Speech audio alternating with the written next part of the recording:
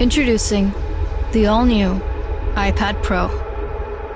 Ladies and gentlemen, gather round as we dive into the tech world's latest attempt to make us poorer, the 2024 iPad Pro 13-inch with 1 terabyte storage and a 10-core M4 chip. That's right, it's here to save you from your outdated, slow devices, and of course, your hard-earned money. Now I know what you're thinking. Do I really need to spend nearly $2,000 on what is essentially a shiny, oversized smartphone?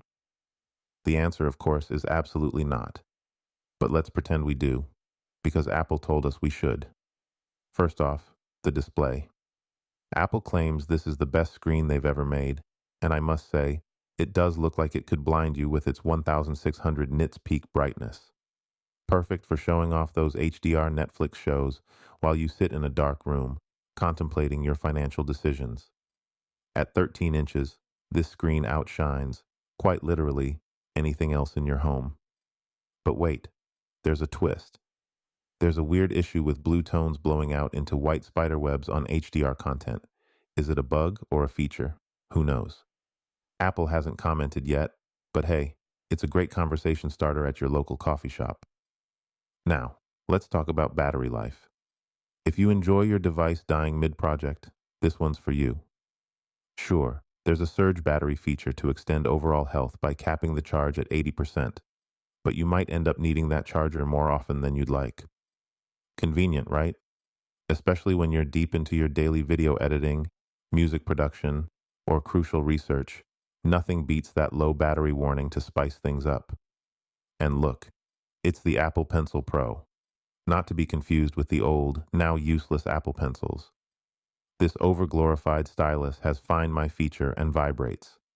For $129, it better find its way back to you when you throw it in frustration.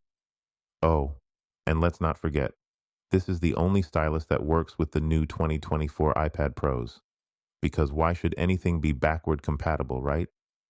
Don't forget the $350 Magic Keyboard, which is practically mandatory because this iPad is so fragile it might shatter if you sneeze near it.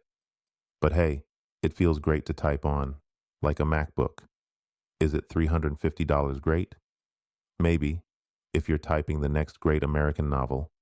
Plus, it doubles as a case, a stand, and even lets you charge the iPad while keeping its port free for dongles. Truly magical. The sound?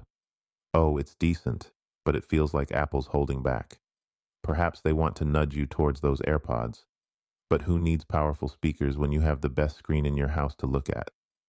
Maybe they're worried about the speakers blowing out. I mean, we wouldn't want to damage this masterpiece, would we? Now let's not forget about the iPad OS. Ah, the lovely software that holds back this powerhouse of a device. With all this hardware potential, it's a shame the software can't keep up. But hey, who needs an efficient operating system when you have a shiny new device to show off? Maybe in another year or two, Apple will decide to unlock some of that untapped potential. All in all, should you buy one? That's up to you and your wallet. If you can drop $2 on what amounts to a sheet of glass and look past the software bumps, maybe it's your next mobile platform. For those upgrading from a previous iPad Pro, maybe wait for the price drop or get the 11-inch version to save some cash. Personally, I think it's a good value for the power this thing has under the hood.